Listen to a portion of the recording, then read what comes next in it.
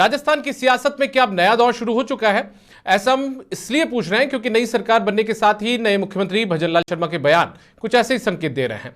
दरअसल विकसित भारत संकल्प यात्रा के शुभारंभ कार्यक्रम के दौरान मुख्यमंत्री भजनलाल शर्मा ने कहा कि पीएम मोदी अंत्योदय के तहत गरीबों को लाभ पहुंचा रहे हैं। ऐसे में एक कमेटी का भी गठन किया गया है। जरूरतमंदों को योजना का लाभ मिले, इसके लिए जवाबदेही भी तय की जाएगी। वहीं उन्होंने यह भी कहा कि हमारी सरकार जीरो टॉलरेंस पर काम करेगी। लिहाजा आज चर्चा इसी मुद्दे पर करेंगे, लेकिन उससे पहले आपको सुनवाते हैं कि आखिर क्या कुछ कहा है राजस्थान के नए मुख्यमंत्री भजनलाल शर्मा ने।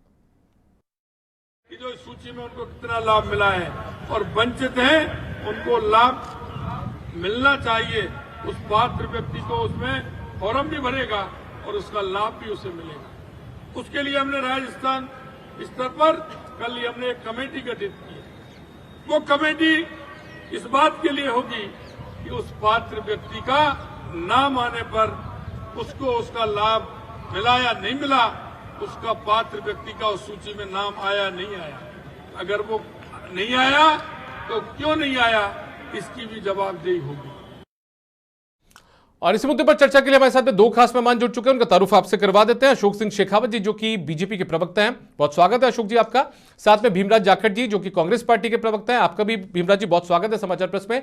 मैं चर्चा की शुरुआत आपसे अशोक जी करना चाहूंगा। मुझे बताइए सर, राजस्थान के नए मुख्यमंत्री हैं, संगठन का काफी अनुभव है, उसके बाद में अब राजस्थान की बागडोर वो संभाल रहे हैं, नई जिम्मेदारी उन्हें मिली है, लेकिन उसके साथ ही उन्होंने कहा कि राजस्थान की अब जो सरकार है, यानी हमारी सरकार है, वो जीरो टॉलरेंस पर काम करेगी, जवाबदेही तय होगी।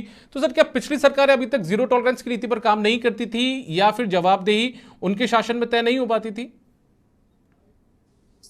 देखो कि चुनाव के अंदर आप देखेंगे और चुनाव से पहले की हम बात करें तो राजस्थान के अंदर यदि जवाबदेही की हम बात करें और भ्रष्टाचार की बात करें तो भ्रष्टाचार के अंदर आप देखें राजस्थान के अंदर कीर्तिमान से स्थापित हुए थे, जो पूरे प्रदेश के अंदर नंबर 1 के अंदर आया भ्रष्टाचार। और भ्रष्टाचार का वो पेपर लीक मामले आए, उसके बाद खनन वाले आए, अवैध बजरी का खनन आया, अवैध परिवहन आए, इस प्रकार के कई मामले आए, चाहे DOIT का मामला हो, चाहे जल जीवन मिशन के अंदर हो, जो ईडी भी आती है उसके बाद में जांच एजेंसियां, जो स्टेट की जांच एजेंसियां होती है, चाहे SCB हो या SOG हो, उन्होंने इनकी जांच करी है। तो ये साफ दिख रहा है कि किस प्रकार से इन लोगों ने यहाँ भ्रष्टाचार किया और 580 के लगभग ऐसे केसेस थे जो भ्रष्टाचार से संबंधित थे, उनको राज्य सरकार ने अनुमति नहीं दी, अभियोजन स्वीकृति नहीं दी। तो इस प्रकार की जो नीतियां रही है, उस नीतियों की वास्तव में रूप में आप देखे जाए तो उनकी समीक्षा भी की जानी चाहिए और सरकार समीक्षा कर भी रही है।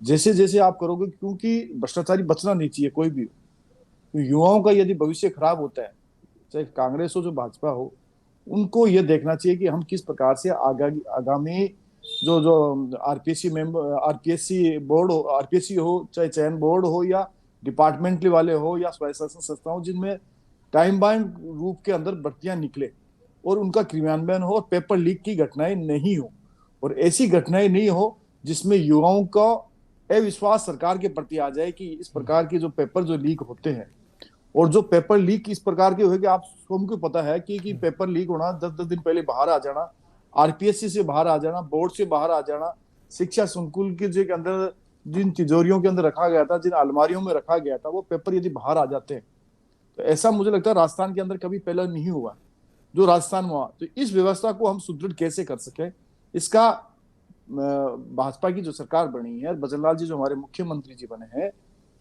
उनके कुशल नेतृत्व के अंदर कुशल आगे की कार्य प्रणाली रहेगी, उसको देखते हुए एक SIT का गठन किया गया है। और जो भी कल्याणकारी जो योजनाएं होगी उनको कैसे धरातल पर लाया जाए, ऐसी योजना लेके आए जो पूरे 5 साल तक चले किसी के लिए, ये नहीं कि चुनाव में हम देखते हुए किसी की घोषणा हम करें। जैसे जैसे आपकी सरकार का हमारा चलता जाएगा, ऐसी कल्याणकारी योजनाएं भी आएंगी, और कांग्रेस की सरकार की जो भी योजनाएं, किसी प्रकार की योजनाएं, उनका समीक्षा जरूर की जाएगी, उनका क्रियान्वयन कैसे हो सके, उसमें भ्रष्टाचार को कैसे रोका जा सके, इन सभी बातों को देखते हुए और इन पर विचार करते हुए सरकार करेगी। और राजस्थान के अंदर जो कानून व्यवस्था बिगड़ी हुई थी, सबसे बड़ा मुद्दा था, उस मुद्दे को भारतीय जनता पार्टी एक लेगी और सरकार भी इसके ऊपर पूरा विचार करेगी कि कानून व्यवस्था को हम सुदृढ़ कैसे करें, महिलाओं को हम सम्मान और सुरक्षा हम कैसे दे सके। इसके बारे में मुख्यमंत्री जी ने पूरा बताया है, भजनलाल जी ने। तो मैं आपका कहना क्या मतलब, मेरा कहने का मतलब यह है कि सरकार आई है और सरकार के लोगों पर आस टिकी हुई है कि भाजपा की सरकार आती है तो सुशासन लेके आती है, कानून व्यवस्था को सुदृढ़ करती है और ब्यूरोक्रेसी है, उन लोगों को किस प्रकार से काम करवाया जाए और सर योजनाओं मुझे का बताइए निष्पादन अशोक जी कैसे एक हो। मिनट, अशोक जी एक मिनट, तो क्या जो कांग्रेस की सरकार थी उनके राज में क्या ब्यूरोक्रेसी हावी थी? आपका कहने का मतलब ये है इसलिए जवाबदेही तय की जाएगी? देखो, मैं कह रहा हूँ कि सरकार का तो आपको सबको पता होगा 5 सालों के अंदर किस प्रकार का रहा। यदि सरकार के अंदर मनमुटाव हो और इतना मनमुटाव हो तो सरकार के जो मुख्यमंत्री जी हो या और कोई मंत्री हो, उनका ध्यान ही इस प्रकार रहे कि हम सरकार की हमारी कुर्सी कैसे बचाएं। तो ब्यूरोक्रेसी हो या कोई दूसरा भी आदमी हो, हम्म, उसमें सरकार नहीं चल सकती ठीक और है, वास्तविक रूप में ठीक है दूसरे सर, लोग वापस भागी हो आऊंगा सर, जाते मैं हैं। वापस आऊंगा। एक बार भीमराज जी भी इंतजार करें अपनी बारी का, एक बार उनसे जवाब ले लेते हैं। भीमराज जी आपने सुन लिया पूरी बातें। अमूमन हर सरकार यही कहती है कि जीरो टॉलरेंस की नीति पर हमारी सरकार काम करेगी, जवाबदेही तय की जाएगी। इस सरकार ने भी कहा है, लेकिन आपकी सरकार पर यानी कि आपकी पिछली सरकार पर आरोप भी लगाए गए हैं।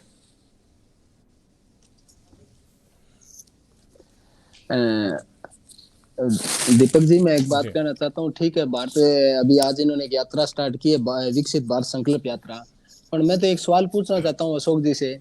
क्या भाजपा की सरकार ने यात्रा स्टार्ट की, पर क्या इस चीज को भूल गए कि विकास की पहली सीढ़ी शिक्षा होती है? उसका मैंने आज सुना, उनका मोदी जी का भी भाषण सुना जो इन्होंने वर्चुअल दे रहे थे, और सीएम साहब का भी सुना, पर इसमें शिक्षा का कहीं जिक्र नहीं आया। और दूसरा सर जी, जो मैं मोदी जी जिक्र किया था, जब मोदी जी गुजरात के मुख्यमंत्री थे, जब पत्र लिखते थे उस टाइम यूपीए सरकार थी मनमोहन सिंह जी को, कि आप एमएसपी लागू कीजिए, स्वामीनाथन रिपोर्ट लागू कीजिए, तो आज दोनों के, सीएम साहब के और प्रधानमंत्री जी के दोनों के भाषण में कहीं भी एमएसपी का और स्वामीनाथन आयोग का कहीं जिक्र नहीं मिला। जिक्र किया गया कि हम किसानों के लिए ये करेंगे। दूसरा इन्होंने किया सर, मैं एक बार सवाल पूछना चाहता हूँ, इन्होंने किसान क्रेडिट कार्ड अभी किसानों के लिए किया, तो मैं पूछना चाहता हूँ कि किसान क्रेडिट कार्ड के अंदर क्या इस चीज को लागू करेंगे? जो केंद्र सरकार के अधीन वाले बैंक ब्याज लेते हैं, वो भी प्राइवेट बैंक भी उतना ही ब्याज लेंगे? क्या इस पे भी अभी कोई काम होगा? क्योंकि जो कॉर्पोरेट बैंक है सर जी, वो किसानों से बहुत ज्यादा ब्याज लेते हैं और पेनल्टी लेते हैं, तो इसमें इसका भी कहीं भी जिक्र नहीं आया। और तीसरा मैं कहना चाहता हूं, जो प्रधानमंत्री सिंचाई योजना है, क्या सिंचाई योजना के अंदर वो चीजें शामिल होगी जो हिंदुस्तान के बांधों के अंदर 30% मिट्टी भरी हुई है, उसको निकालने भी कोई आपकी स्कीम है क्या? इसमें भी वो भी किसानों से जुड़ा मुद्दा, उस पर जिक्र होंगे? अरे भ्रष्टाचार की बात, भ्रष्टाचार की आप जहां बात करना चाहते हैं तो आप करिए ना, कहां दिक्कत है भ्रष्टाचार के जिक्र में? और युवाओं के लिए मैं नौकरियों जिक्र पूछना चाहता हूँ, क्या राज्य जो केंद्र सरकार के अधीन जो 30 लाख पद खाली है, उसमें राजस्थान के भी बच्चों का आएगा? उसका न तो प्रधानमंत्री जी ने जिक्र किया और न सीएम साहब ने जिक्र किया। तो मैं इसलिए पूछना चाहता हूँ, क्या वो भी एक विकसित भारत संकल्प, जो आपकी भारत संकल्प यात्रा, उसमें शामिल नहीं है क्या? युवा तो सबके बराबर ही होते हैं, किसी का कांग्रेस बीजेपी थोड़ी होता है। नौकरियां मिलेगी तो सबको मिलेगी। सर कोई जाति विशेष, कोई भीमराज जी युवाओं को रोजगार देने की बात तो कही है ना इन्होंने अपने तो घोषणा सर पत्र जी में कही है। रोजगार देने की बात कही है, तो मैं ये सवाल पूछना चाहता हूँ दीपक जी, कि जो केंद्र सरकार के अधीन, जैसे रेलवे में 3.5 लाख है, बैंकिंग सेक्टर में 5 लाख पद खाली है, आर्मी के अंदर भर्तियां खाली हैं, और जो पीएसयू सेंटर गवर्नमेंट के अधीन आते हैं उसमें 5 लाख पद खाली है, और सारे डिपार्टमेंट में मिला के करीबन 30 लाख के करीबन पद खाली है। क्या वो पद क्यों नहीं भरे जा रहे हैं? आखिर भरे जाएंगे तो कब भरे जाएंगे? उसका कहीं जिक्र नहीं है। तो वो पद भरेंगे तो पूरे इंडिया के पद लोगों को, युवाओं को मिलेंगे, उसमें राजस्थान का भी नंबर आएगा, उस पर कहीं जिक्र नहीं करेंगे। और मैं तो ये, मुझे तो बड़ा अजीब लगा कि युवाओं की बात हो रही है, रोजगार की बात नहीं है, तो आई नॉट लाइक दिस, मुझे तो अच्छा नहीं लगा। और किसानों के लिए मैंने 2 बातें कही है, और क्या किसानों को लेकिन भीमराज जी अंत्योदय का जिक्र भी किया है, अंत्योदय का जिक्र भी किया है, महिलाओं को लेकर भी जिक्र किया गया। महिलाओं का सर जी जिक्र किया तो मुझे एक बड़ा मजाक सा लगता है। प्रधानमंत्री कहते हैं, प्रधानमंत्री इस मुद्दे भूल जाते हैं कि जो महिलाएं हिंदुस्तान का तिरंगा विदेश में लहराई थी और जो अपना न्याय मांग रही थी, उस पर आपने कभी बोला भी नहीं। जो मणिपुर में महिलाएं घूम रही थी, जिनको नगर घुमाया गया, और उस जवान की महिला घुमाया जिसने कारगिल लड़ा था, उस पर भी क्या कभी बयान देंगे? उस पर कभी बयान नहीं देंगे। चिन्मयानंद का आप जिक्र देख रहे हैं, कैसे बिल्किस बानो रेपिस्टों घुमाएगा? तो महिलाओं का सम्मान करने के लिए बात करते हैं, तब ये बातें देखो सवाल ठीक है, मैं जवाब ले लेता हूँ, एक बार जवाब ले लेता हूँ, जवाब ले लेता हूँ।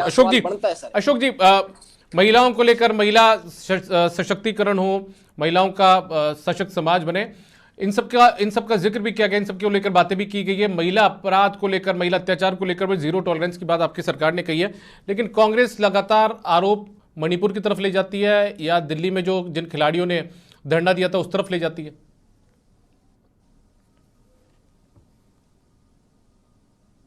देखो कि व्यास जी, मैं आपको ये बात बता दूं, आपकी आवाज आ रही मेरे को? जी जी बिल्कुल, आ आपकी रही आवाज मेरी में आवाज आपको?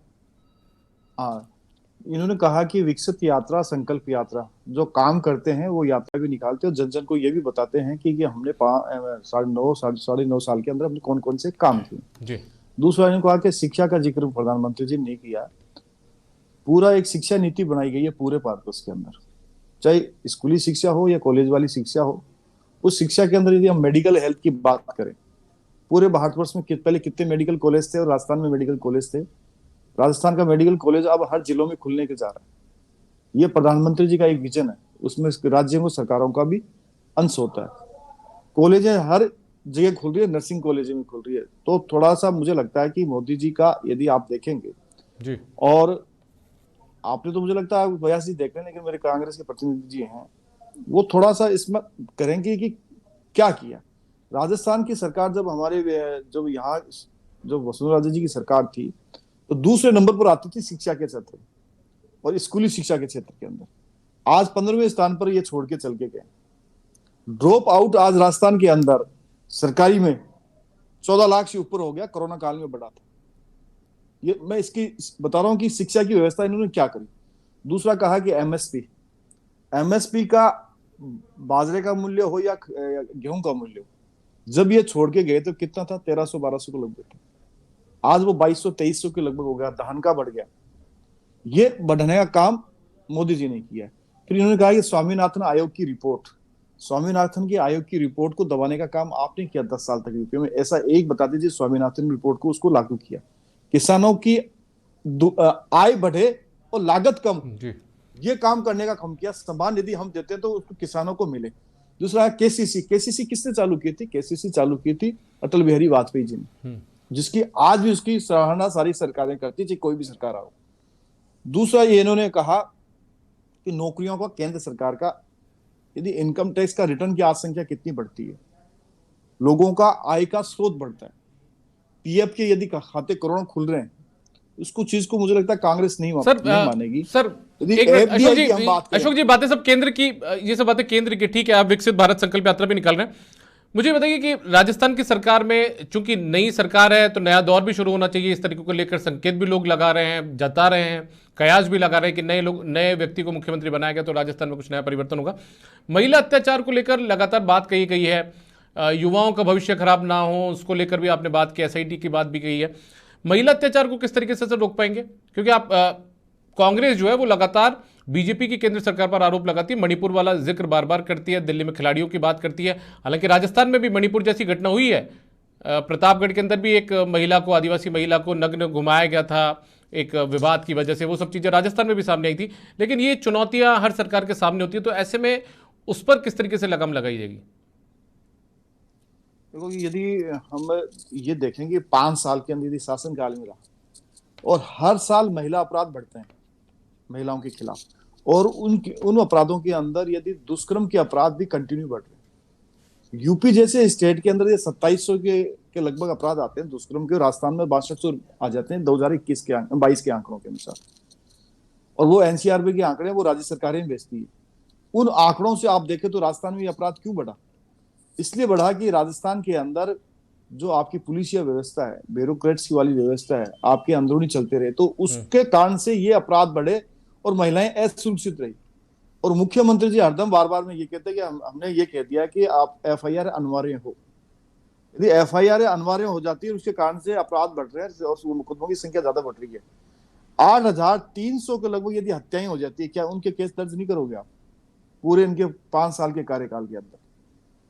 तो ये बहाना कहना, और चोरी, लूट और डकैती जैसे केसों के अंदर यदि बेहतर बढ़ती हो जाती है इन 5 सालों के अंदर, किसी की चोरी होगी तो क्या उसकी रिपोर्ट आप नहीं लिखोगे? क्या सामने अनिवार्य होगी तो पहले लिखाई में नहीं आती चोरी?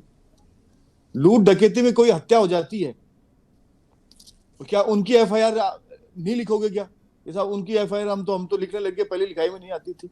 ऐसा कोई भी राज्य नहीं होगा राजस्थान के अलावा जो ये बहाने ढूंढते थे कि सब हमने एफआईआर दर्ज कर दी है, इस कारण से बढ़े।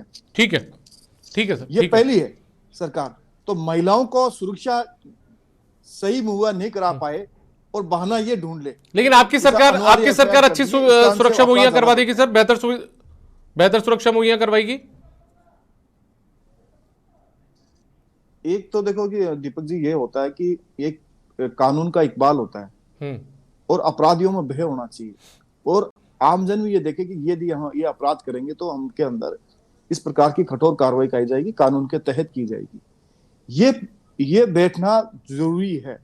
यदि ये बैठता है तो महिलाएं सुरक्षित रहती है, उद्योग धंधे पनपते हैं, एक अच्छा वातावरण बनता है। उस वातावरण की आवश्यकता है, लेकिन 5 साल के अंदर ऐसा वातावरण नहीं बना। उस वातावरण के कारण ही इस अपराध का एक इस प्रकार से बढ़ना आया। गैंगवारें राजस्थान के अंदर हुई। राजस्थान में कभी गैंगवार सुनते नहीं थे, लेकिन किस प्रकार से गैंगवार हुई, जो सुरक्षा मांगते थे उनको सुरक्षा नहीं दी गई।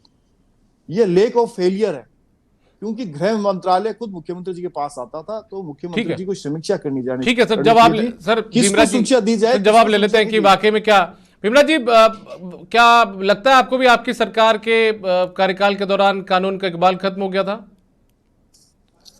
जी, कानून का कोई इकबाल नहीं खत्म हुआ था। और अभी अशोक सिंह जी ने कहा कि गैंगवार का जिक्र किया, तो मैं आपको इनको बताना चाहता हूँ कि सर जी राजू ठेठ और आनंद पाल जैसे गैंगवार बीजेपी कार्यकाल में पनपे थे, और उनको उनका लास्ट में पुलिस ने एनकाउंटर भी किया था और उसका आंदोलन खड़ा था। और जहां तक सुरक्षा का ख्याल है, तो सर जी जिनको सुरक्षा देनी है उनको सरकार ने सुरक्षा भी मुहैया कराई थी और कानून व्यवस्था को संभाल के भी रखा था। मैंने अभी अशोक सिंह जी से सवाल पूछा था कि केसीसी पे इंटरेस्ट का सवाल था, जिससे किसान दबते जा रहे हैं और कॉर्पोरेट सेक्टर उनको लूटता रहा, उसका मेरे को जवाब नहीं दिया। और स्वामीनाथन आयोग की बात थी, और किसानों की जो मोदी जी ने यूपी की एक रैली के अंदर कहा था कि मैं 2022 में किसानों की आमदनी दोगुनी कर दूंगी। भीमराज जी राजस्थान की बात, भीमराज जी राजस्थान की बात हम कर रहे हैं सर, अब वो ठीक है। मैं राजस्थान नहीं सर, मैं ये पूछ रहा हूँ सर, किसान राजस्थान के ही हैं और मैं बिल्कुल सर, मैं मानता हूँ आपकी, आप बिल्कुल सर शिक्षा पे सवाल खोया सर, मैं मानता हूँ सर, आप बहुत विद्वान व्यक्ति हैं, आप पूरी तैयारी के साथ आते हैं, लेकिन मैं सर जीरो टॉलरेंस की नीति की बात कर रहा था। एक सेकंड कंक्लूड कर दूं जी जी जी। और भाजपा की वसुंधरा सरकार ने 15,000 स्कूल बंद किए थे, और इस टाइम जो राजस्थान में सरकार थी उन्होंने सर जी 42 एग्रीकल्चर कॉलेज और करीबन सैकड़ों कॉलेज और हजारों स्कूल और इंग्लिश मीडियम स्कूल 3600 करीब खोले। आप आंकड़े भीमराज जी इंग्लिश स्कूलों की बात होती है तो इंग्लिश स्कूलों की बात होती है, कहते हैं कि संसाधन नहीं है वहां पे। और सुनो सर, संसाधन सब कुछ है सर, उन्हीं स्कूलों को खोला गया है जहां संसाधन थे। ऐसा नहीं है कोई हवा में नहीं खोले गए सर, और उन्हीं टीचरों को लगाया जाए, गवर्नमेंट टीचर थे उन्हीं को ही वहां स्कूलों में नियुक्तियां दी गई इंटरव्यू के द्वारा कि आप स्कूल चलाएंगे। ऐसा नहीं है, ऐसे हवा में स्कूल नहीं चलते हैं सर। और इन्होंने स्कूल बंद किए थे, हमने स्कूल खोले हैं और उन स्कूलों में बच्चे पढ़ रहे हैं। इन्होंने स्कूल को कभी भी ऐसा नहीं किया। और इन्होंने एक एग्रीकल्चर कॉलेज खोला था 5 साल में, हमने 42 एग्रीकल्चर कॉलेज खोले हैं, हमने सैकड़ों 500 करीब कॉलेज खोले हैं सर जी। कैसी बातें करते हैं सर जी इनका। सर जी यदि शिक्षा होता तो आज भी भारतीय, यदि विकास होता है तो विकास की पहली सीढ़ी दीपक जी कहीं भी वर्ल्ड में जाके देख लीजिए शिक्षा होती है। इनका कहीं फोकस नहीं रहा और इन्होंने शिक्षा को दबाने का काम किया। आप बजट की बात करें तो मैं ये पूछना चाहता हूं कि 9 साल हो गए केंद्र की सरकार को, क्या वर्ल्ड लेवल में अपनी यूनिवर्सिटी, कोई ऐसी यूनिवर्सिटी बता दीजिए जिसकी रैंक वर्ल्ड के लेवल के अंदर अपनी बढ़ी हो, कोई स्कूल बता दीजिए जिसकी वर्ल्ड लेवल में अपनी रैंक बढ़ी हो। क्या बिना शिक्षा के कोई देश, समाज या राज्य विकास कर सकता है? नहीं कर सकता। और जहां 70 से 80% आबादी एग्रीकल्चर पे निर्भर करती हो, उसके अंदर सरकार ने क्या किया? लेकिन भीमराज जी लेकिन देखिए, महिला अत्याचार की बात आती है तो उसमें राजस्थान का जिक्र भी काफी टॉप पर रहा था सर पिछले कुछ सालों में। अभी इन्होंने जिक्र किया था, अशोक सिंह जी ने जिक्र किया था। मैं एक बात कहना चाहता हूँ सर जी कि राजस्थान में एक ऐसा उदाहरण बताइए जिनमें सरकार ने अपराधियों का पक्ष लिया हो। मैं ये पूछना चाहता हूँ, अपराध हुए हैं तो कार्रवाई हुई है, और बीजेपी की सरकार में ये रहा है, केंद्र में देख लीजिए महिलाएं चीखती रही, चिल्लाती रही, सरकार ने कुछ नहीं सुना। और जबकि और यही हाल मणिपुर का है। क्या मणिपुर सर जी अपना ही तो मणिपुर है, वहां की वासी अपने ही तो है, क्या उस पर कार्रवाई का अपना हक नहीं बनता? आप बता दीजिए, कानून व्यवस्था संभालना केंद्र का काम है, वहां पे केंद्र जाके एक्शन क्यों नहीं लेता? क्या चिन्मयानंद मणिपुर काम में एक्शन नहीं ले सकते? क्या बिल्किस बानो रेपिस्टों का स्वागत करो कि अपना ऐसा भारत देश है, ये काम करेंगे अपने? ऐसा कहां संदेश दे रहे हैं सर जी? अपनी वर्ल्ड लेवल पे थूथू हो रही है सर इस मामले के अंदर। तो मैं तो कहता हूं सरकार को तुरंत प्रभाव पे मणिपुर पे एक्शन लेना चाहिए। और मणिपुर सबका विपक्षी मत चाहिए, विपक्ष चाहिए ना। विपक्ष ऐसे मसले अपने भारत को देखने मिले हैं जहां कोई बड़ी समस्या आई हो, कोई युद्ध हुआ हो, तो पक्ष और विपक्ष दोनों साथ रहे हैं सर। ऐसा नहीं है, पर सर जी काम करने की नीयत होती है तब ये एक्शन लिए जाते हैं, ऐसा नहीं होता है। अच्छा, आपको नई सरकार से, राजस्थान की नई सरकार से क्या उम्मीद है सर? ये बता दीजिए, राजस्थान की नई सरकार से क्या उम्मीद है? SIT का गठन भी सरकार ने किया है। सवाल दोबारा पूछिए, ये आवाज मैं कह रहा हूं राजस्थान की नई सरकार से अब आपको क्या उम्मीद है सर, ये बता दीजिए। कामकाज से खुश हैं? 2 दिन सरकार को काम करते हुए हो गए हैं। सर जी उनका रिजल्ट तो आने दीजिए सर, रिजल्ट आएंगे तब अपने कुछ कह पाएंगे। आज तो उसको उसके बारे में मैं कुछ नहीं कह सकता। एसआईटी बनाइए सर। एसआईटी गठन किया, बहुत अच्छी बात है। और मैं तो कहता हूँ कि अच्छा काम कीजिए और अच्छे राजस्थान का निर्माण करने में आप योगदान निभाइए, कहीं कोई दिक्कत नहीं है। और मैं तो कहता हूँ अपराध को भी कम कीजिए और शिक्षा को आगे बढ़ाइए, किसानों को आगे बढ़ाइए, नौजवानों को आगे बढ़ाइए, महिलाओं को सुरक्षा दीजिए। हम तो यही कहेंगे, हम ये थोड़ी कहेंगे आप काम, हम तो कहते हैं काम कीजिए। और काम अच्छे काम हो गए तो अच्छा काम तो सर जी सराहा ही जाता है, कोई बुराई थोड़ी होती है, काम काम ही होता है। और सरकार बनी है कामकाज के लिए बनी है, जनता का काम कीजिए, काम मना कर रहे हैं हम लोग। हम तो कह रहे हैं अच्छा काम कीजिए और उसका रिजल्ट आएगा तो हम बता देंगे क्या हुआ है। अभी तो एसआईटी गठित हुई, एसआईटी गठित करना अच्छी बात है। लेकिन आरोप सर लगातार आपकी सरकार का हवाला देते हुए आरोप भी यहां पर बहुत लगाए जाते हैं। सर जी अब आरोप लगा रहे हैं, इन आरोपों का मुझे एक बात बताइए, अभी सरकार बन गई है, आप अपने विजन पेश कीजिए ना, हम ये काम करेंगे, ये हमारा डॉक्यूमेंट्स होगा, ये हमारी प्लानिंग है, ये हमारी योजना है, वो बताइए ना। आरोप आरोप आरोप तो लगाते रहे, जब विपक्ष में तो आरोप लगाते ही थे। अब आरोप अब लगाना, अब तो खुद को काम करना है ना। कितने दिन आरोप लगाते रहोगे आप लोग? काम कीजिए, काम का विजन बताइए। मैंने इनसे पूछा कि आप शिक्षा का अपना बताइए, शिक्षा का मॉडल बताइए, और किन किन लोगों, कितने लोगों को मिली है, कितने लोगों को नहीं मिली है, कौन बच्चे कॉलेज से वंचित है, कौन छात्राएं कॉलेज से वंचित है, कौन डिप्लोमा डिग्रीधारी वंचित है। मैंने पूछा कि 30 लाख सीटें खाली है, उनको क्यों नहीं भर रहे हैं, क्यों बेरोजगार हो रहे हैं? और आप कानून व्यवस्था की बात करिए तो आप कानून व्यवस्था के विजन पेश कीजिए ना, हम इस तरह कानून व्यवस्था करेंगे। जब मैं आपको आपके चैनल पे पहले भी जिक्र किया था, संयुक्त राष्ट्र मंडल कहता है कि 222 पुलिसकर्मी होने चाहिए, क्या उनको पूरा करेंगे आप लोग? तो मैं ये पूछना चाह रहा हूँ सर, उनका विजन होता है कोई काम करने का, उस विजन को पेश कीजिए। ठीक है, सुनिए भीमराज जी, जब डिबेट की शुरुआत हुई थी, भीमराज जी डिबेट की शुरुआत हुई थी, तब जहां तक मुझे जानकारी है एक आंकड़ा इन्होंने 580 के करीब का बताया था कि ऐसे भ्रष्टाचार के मामले थे जिसमें कांग्रेस की सरकार ने, तत्कालीन सरकार ने अभियोजन की स्वीकृति नहीं दी थी। ठीक है, अभियोजन की स्वीकृति नहीं दी है तो फाइलें आप दे दीजिए। इसलिए उन्होंने कहा कि हम जीरो टॉलरेंस की नीति पर काम करेंगे। मैं ये पूछना चाह रहा हूँ, आपको आते ही पहले साइन कर देने चाहिए थे ना, बोलिए अभियोजन स्वीकृति। और आज तारीख नोट कर लीजिए, 16 दिसंबर है। ये कितने दिन में स्वीकृति देते हैं? आप करके दे दीजिए ना। कोई जांच में पेंडिंग होगा तभी स्वीकृति नहीं मिलेगी, ऐसे कोई रोके थोड़ी खुश है, कोई किसी को फायदा, कोई भ्रष्टाचार के हम कोई सह थोड़ी दे रहे, हम तो भ्रष्टाचार के खिलाफ थे। और कोई भी कितना भी आदमी हो, कोई कर्मचारी था, कोई नेता था, चाहे कांग्रेस का भी हो, सबको सर जी सजा दी है। और कांग्रेस कभी पक्ष में नहीं रही और सबको मीडिया के सामने बताया कि ये दोषी है तो इसको सजा दो और कानून को अपना काम करने दो। हमने कभी डिस्टर्बेंस नहीं किया, हमने कभी भ्रष्टाचारियों अपराधियों बिल्किस बानो की तरह स्वागत नहीं किया सर। कभी हमने ऐसा नहीं किया कि महेश शाह के 13,800 करोड़ का अपराधी था, उसमें कभी कार्रवाई नहीं, ऐसा काम हमने कभी नहीं कहा सर। अशोक जी अब आपके पाले में गेंद डाल दी इन्होंने वापस से। आप कह रहे हैं कि 580 के करीब शायद ऐसे मामले हैं जिनमें अभियोजन की स्वीकृति नहीं दी गई। अब ये कह रहे हैं कि अब आप लोग दे दीजिए स्वीकृति, आप लोगों की सरकार आ गई है।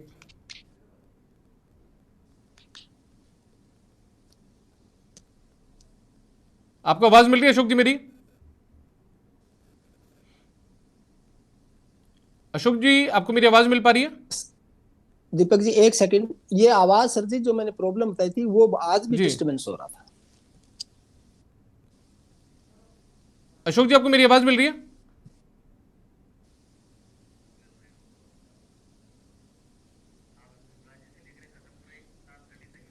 चलिए ठीक है, भीमराज जी आपकी आखिरी टिप्पणी सर। आखिरी टिप्पणी यही कहना चाहूंगा सर कि जो 70% आबादी रिबन करती है तो ईआरसीपी पेंडिंग है मुद्दा, आप इसको तुरंत प्रभाव से शुरू करवाइए। और जो भारत का पानी पाकिस्तान जाता है और उस पानी को यदि अपने बंद करेंगे सर, अभी डबल इंजन की इनकी सरकार है, तो मैं तो कह रहा हूं उस पानी बंद करने पाकिस्तान जो अपना विरोधी देश है उसकी आमदनी पे 30% रेवेन्यू पे असर पड़ेगा और राजस्थान हिंदुस्तान के किसानों की 40% इनकम बढ़ जाएगी। और उनके जो नदी मेंटेनेंस है वो करवा दीजिए ताकि जो लीकेज जाता है वो भी रुक जाए सर। ठीक है, तो इसके लिए एक बार अशोक जी का वापस कोशिश करेंगे उनका पक्ष डालने। चलिए वो हमसे करेक्ट नहीं है अभी।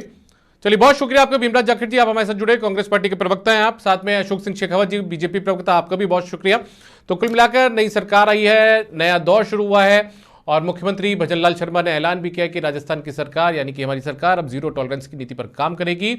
योजनाओं का जरूरतमंदों को लाभ मिले इसको लेकर जो जवाबदेही है वो भी तय यहां पर की जाएगी। फिलहाल प्रश्नकाल में आज के लिए इतना ही, इजाजत दीजिए, नमस्कार।